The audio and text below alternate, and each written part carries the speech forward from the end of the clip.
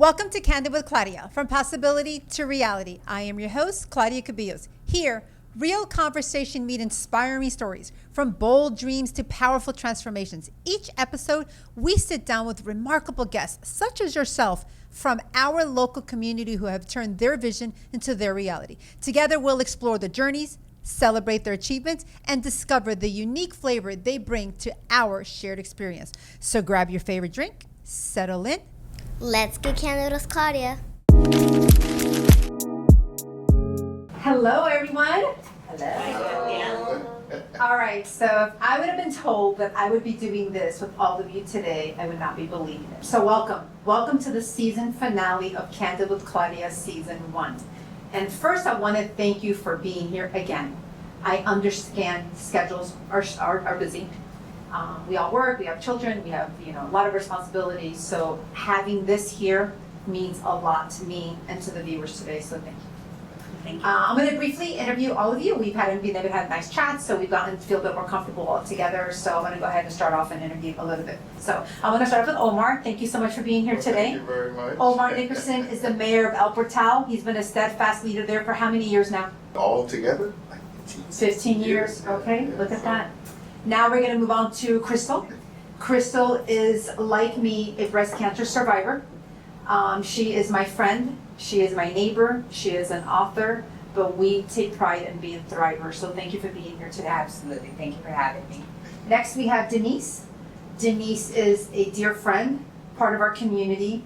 And her story is one that none of us want to have to go through, but she did. And she was brave to be here and share with us what that was like. So Denise, welcome. Thank you, Claudia. I'm proud of being here. Thank you. Next, we have Christine. Christine is special, where she has a deep understanding of what it's like to have that strong connection of a mother or child and how it starts at the womb. So we'll talk a little bit about that today, but welcome. Thank you, Miss Claudia. And she's still calling me Miss Claudia. Okay. And lastly, we have the Gen Alpha representation of Brianna. Welcome, Brianna. Brianna interviewed me last year when I celebrated my 17th anniversary as an entrepreneur. And this year, she interviewed me again today. She co-hosted this podcast in week 4, I believe, where she asked me a series of questions. And so today, we're just going to go into a question in more detail, right? Okay. Anyway, so I want to start off with Omar. There was something you said that not only resonated with me, but it has with our audience. Every child has a dream. You are right. We have one here today. But very few fulfill them. Doesn't matter what part of the country they live in. Africa, London, United States. It doesn't matter. What words of wisdom can you leave with someone listening to today who has a dream? Doesn't matter the age that they're at or the season that they're at.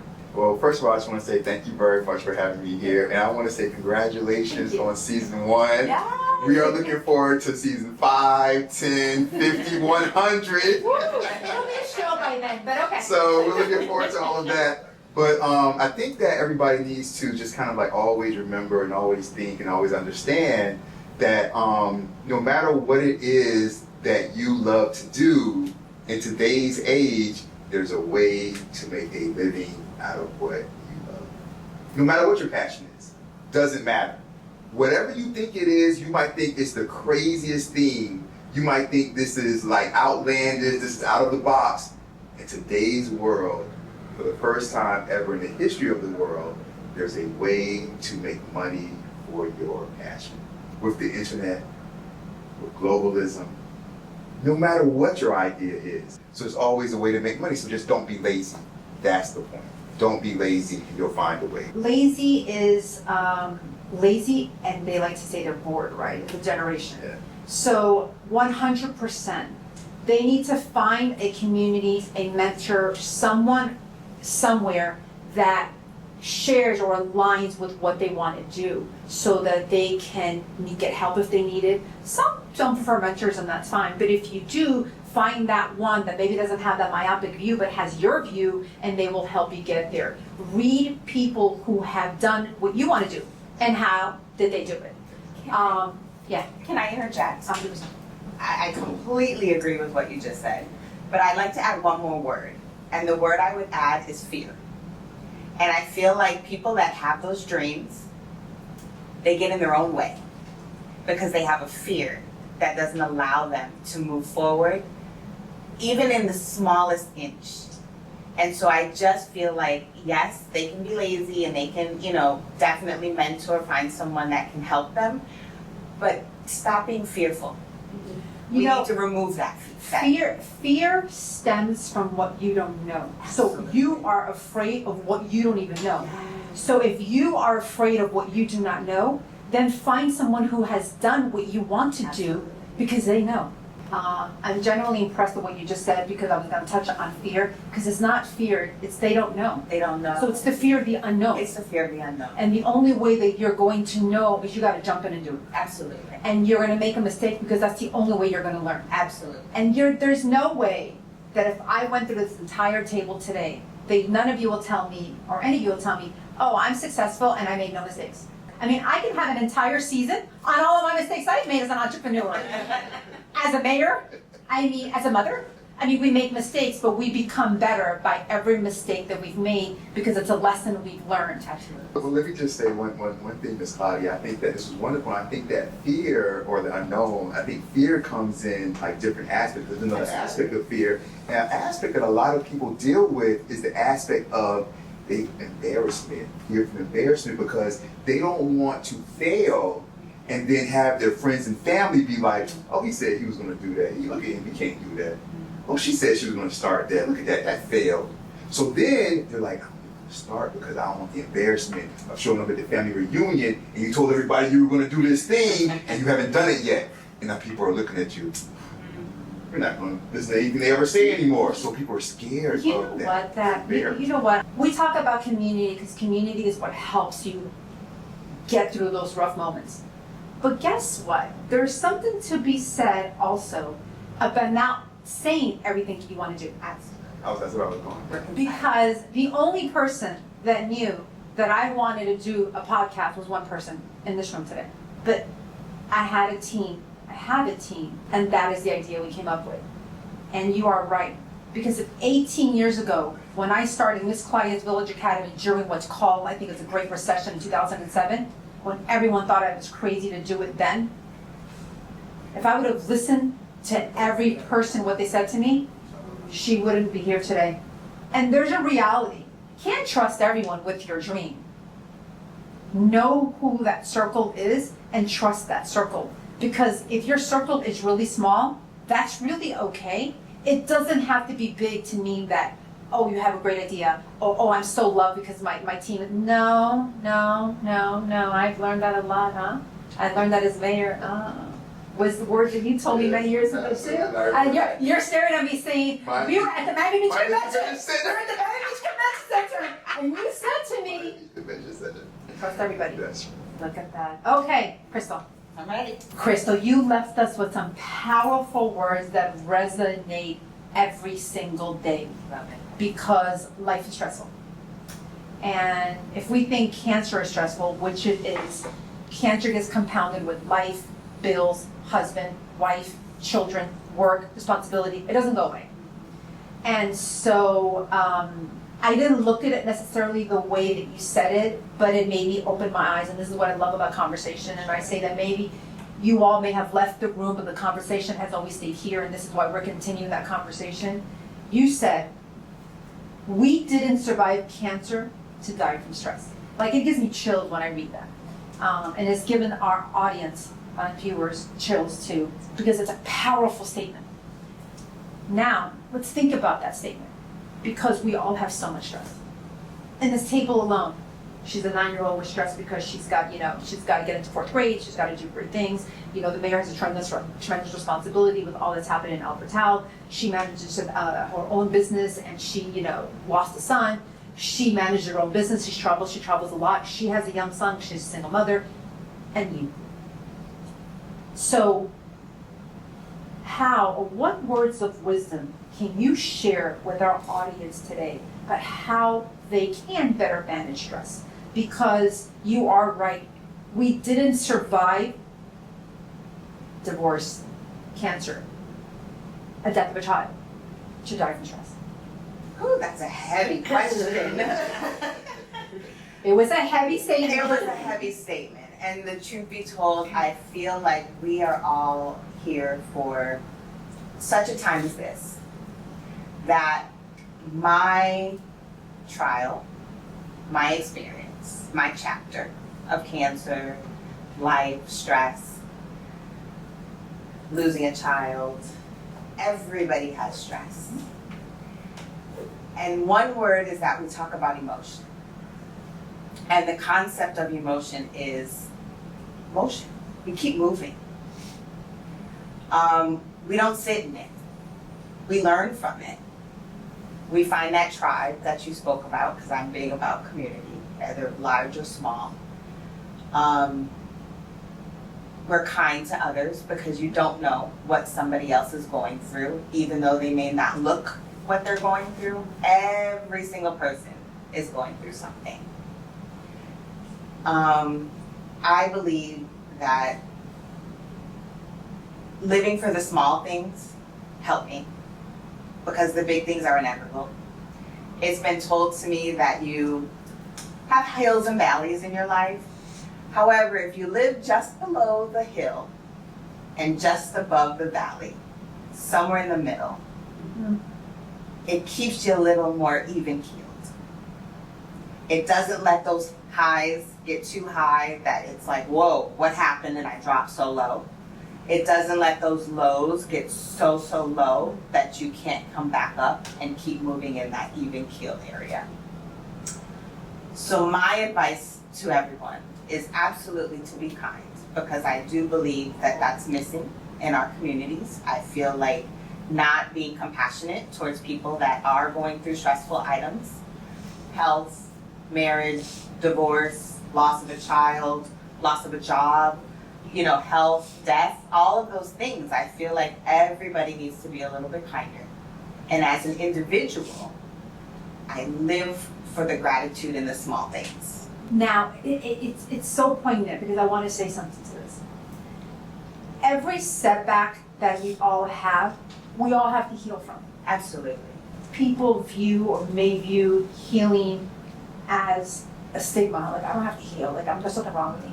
No, healing is so amazing, because the best part about healing, and this is something that you and I have talked about in our walk when we had cancer together, and that was allow yourself to heal.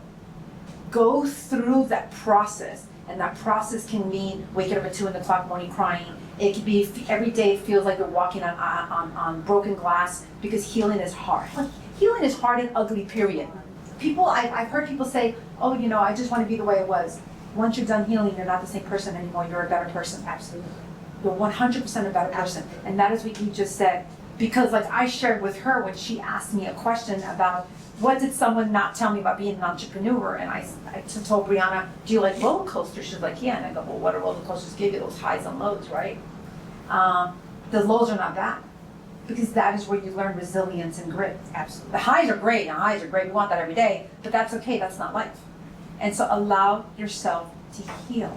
Can I say And that's something? powerful. It's very Because powerful. you are, not to say that you are not amazing, but you're amazing. Oh, I appreciate you. You're amazing too. You're And amazing. I think the word change can be villainized Yes. in a lot of different Yes. situations. Yes. And But I liken to like the butterfly and the metamorphosis. Yes. Is that change is supposed to happen. Yeah. We are supposed Yeah. to grow. We are not supposed to be stagnant. Yeah. We are supposed to keep moving and becoming better people. I learning. liked myself when I was the mayor of El Portal. I like myself.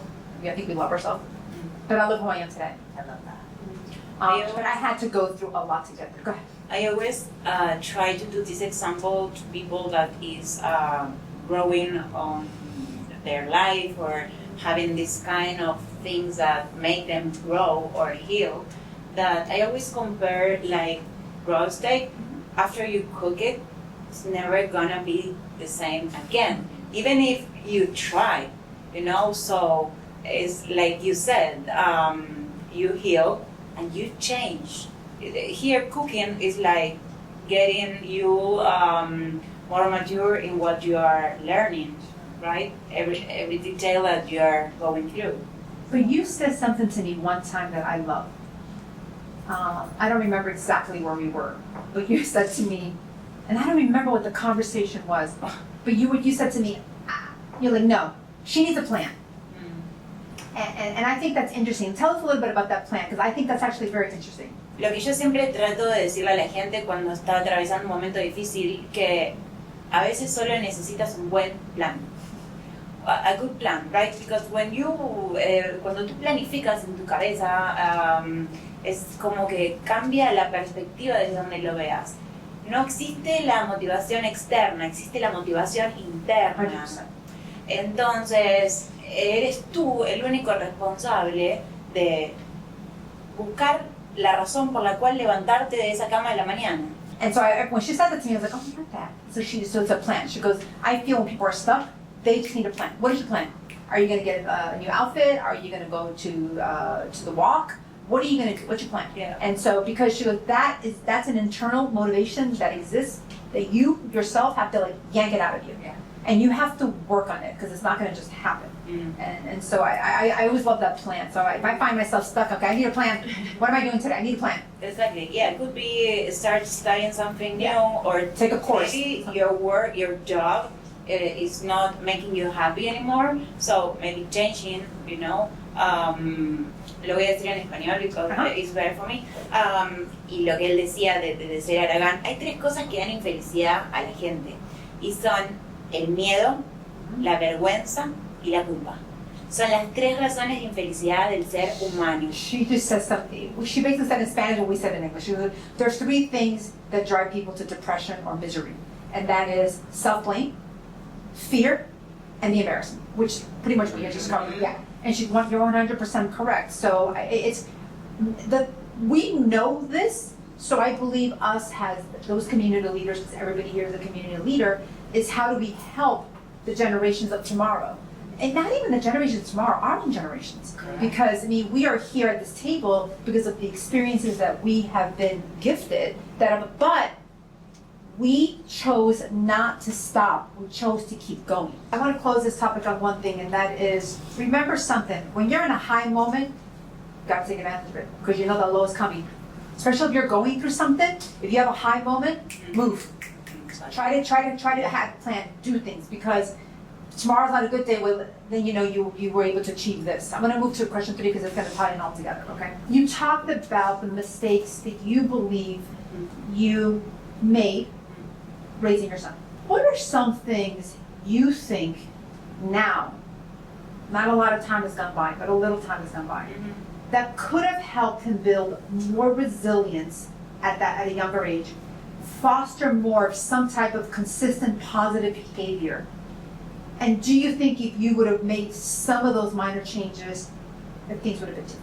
Pienso que podría haberle dado más herramientas, quizás a nivel psicológicas, terapéuticas, para sabiendo lo que iba a venir, en el sentido de que quizás de grande no es lo mismo que de chico. Cuando uno es chico, como que no demuestra quizás esas cosas de la falta del padre, o no lo dice, ¿no? Pero luego eso tiene unas consecuencias y es como que lo empiezan a manifestar en la adolescencia. Parece algo que estuviera callado adentro de ellos, como un dolor, y de repente se empieza a manifestar con vandalismo, con drogas, con un montón de situaciones que salen de repente. Me hubiese gustado por ahí preverlo. Quizás me hubiese gustado buscar herramientas para saber lo que podría pasar cuando sea grande, ¿no? Which really is going to tie into our conversation next with Christine, is that, you know, there are signs. We have to allow the children to build resilience, and I find, and I've seen that work through it, don't ignore it, especially if the home is not a stable home. And so work through those signs, what she talked about in Spanish. So, which is going to tie us right into Christine. I think this works really well with single mothers, because I'm always telling my teachers, especially my infant teacher, when the children are there, they're 3 or 4 or 5 months old, have conversations, you know, stimulate them. And I say that to say it's my belief. So when Christine and I were at the episode, she talked so much about the connection of a mother and a child through water. What advice would you give to mothers on incorporating resilience into their child's life from the womb to birth and in the early years of their life? Yeah, that's a really good question. I think things have evolved and have changed over the years where now, mothers are really considering and thinking about, am I ready to have children? Because I feel when you put out children into the world, it's a huge responsibility. Get in touch, with your doctor, whoever it is, and just really to first ensure that you have that trust. So I would really encourage hospitals, midwiferys, every place just to start from there. And a connection can look very different to someone. I can't tell you how to connect with your child, or I can never tell you, what to do, when to start, but I would encourage, and I would probably even just motivate, everyone, and maybe just be that voice, in their ear, or just be those hands, for people who have the fear, because sometimes there is that fear in water, sometimes it's just sometimes there's too much knowledge out there, and it's better just to look at the news, and in the news is a lot of the drownings happening, but there are a lot of victories, there are so many wins, so I would definitely just say changing the story, changing the narrative, so I would just encourage everyone just to have a beautiful, authentic relationship, with your child, so that when they do come out, they have the resources too, to go to a nearby pool, or just learn from someone, where they can teach them lessons. Now, question. You also said that you encourage women who are pregnant to go into the water more often. Yeah, definitely. Even when you're pregnant, I think it's a beautiful thing, because already the water's they probably feel that everyone should have that, whether you're an infant, whether you're a grandparent, whatever the case is. So You talked about fear. Now, you believe kids have the fear, or the parents have the fear because of the unknown, right? I think when we go to the ocean, you see the big, vast ocean, whoa, what's out there? It's sort of the unknown, right? Yeah. What advice or tip do you give to parents whose children are afraid? And how young should a child be when they start swimming lessons? I was just curious, how were you taught when you were a kid? Were you thrown into the water? How was it? I don't know. I'm just curious. I never asked you, but is that what? Wow. No, I learned how to swim a little later in life. I grew up in a home that had a pool, and I fell in the water. And I did not know how to swim, and I was probably about 10 years old. So I always believe that the first thing you should teach a child is survival. Yeah. So when they fall in, what you gotta do, you gotta look up. And you gotta look up, go to the closest edge. Yeah. And that's really what I did. How I knew how to do that, I did so many years ago. Honestly, because when you're a child, everything's instinctual. You can feel everything. Your children are very present. Yes. So I would just say just that. I would just say, if anything, I probably wouldn't say anything. I'd probably just, bring that awareness. There are good ways to practice. I would say, have a coach, practice, but naturally, like you did, or you are 10 years old, it could be different for other people. Yes. But I would just say that. So a child can start swimming as early as 3 months, right? When They're born? Yeah, when they're born. When they're in the belly. Do you recommend water birth? I would. Not just because I did it, but I don't know. I would. It was a beautiful experience. I saw him swim a little bit, once he came out of my belly. It was very, very precious. Brianna. Yeah. Brianna, you interviewed me not that long ago, right? Yes. I remember when you asked me, what did no one ever tell you about being an entrepreneur? I asked you, do you like roller coasters? Yes. And the roller coasters give you highs and lows, a lot of emotions, right? And I said that the highs were great, and the lows, they're gonna happen, and they're not bad, because that is where you're gonna learn resilience, and that is where you're gonna learn grit. So my question for you today is there something that you wanna ask me about either a high moment in my life? Hi. You wanna learn about one of my high moments? Yes. Okay, you made it easy for me today. I have been blessed in my 18 years to have a few high moments, but I must say that the one high moment that resonates often is when I bought the building that I'm in right now. Because when I bought the building, to me, it was, as an entrepreneur, I have arrived. I did that. My company just bought that. It's gonna have my name on it. And not only my name, it's gonna have my company's name. So that, as a business owner, was my high point. You like that? Yes. I want to leave everybody with a fun question because we have a lot of information on this table in terms of the deep conversation and a lot of golden nuggets and secret sauces that were shared to our audience. If I ask you this question, it's a fill in the blank, it's very easy. I'm going to ask you, I am in my blank era. So, Omar, I am in my, are you in your wow era? I'll take Might that. as well be. What, 2 words? I am in my discovery era.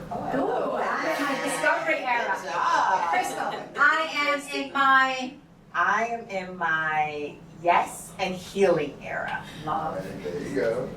Denise, I am in my I'm in my golden. Golden era. okay. Christine, I am in my unapologetically me era. There you Oh, I love that. Brianna, I am in my School? school era. I love that. I love that. I am in my possibility to reality era. I love that. Nice. All right, one more before we close. This is too fun. This is something we incorporated with the last couple of guests. We're gonna do one more. Like, So, if you had to describe yourself as a coffee, what coffee would it be? I guess mocha. Does that make Mocha? sense? coffee. What coffee are you? I would say that I'm an espresso. Okay. There we go. Denise, what coffee are you? I have enough energy naturally, so I'm a decaf. I don't need more. Christine. I would say that I'm feeling I am the coffee. You're in? Okay. Love it. What, I know you didn't drink coffee, but you drink that, what is that called? There's a Starbucks one. It's like the strawberry refresher. That one's really good. Strawberry refresher. Love And I am a cafecito, café con leche with whipped cream and a splash of cinnamon. There we go. I want to thank you all because I know you are extremely busy. I want to thank you for your time. I want to thank you for all of the brilliance that you have left on the table today. This conversation continues because I believe power comes in communication and in conversations at the table. You want to say bye to your mom? Bye. Bye. All right, thank you all. Stay tuned for season 2, and this wraps it up for season 1 of Candid with Claudia. Have a good one. Thank you. We did it! I know what's going on with this. As we conclude this season of Candid with Claudia, remember, the challenges you face do not define you. They are merely stepping stones on your path to greatness. Embrace whatever season you are in. Learn from your experiences, continue to find the support and inspiration from those around you. With our season ending, we ask that you stay tuned on our social media platforms. We will be premiering season 2 in the fall. But in the interim, we're going to remain active online, so you make sure to keep up.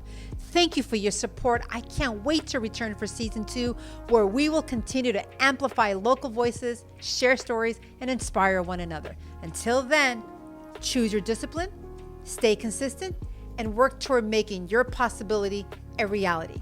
This has been Candid with Claudia. See you next season.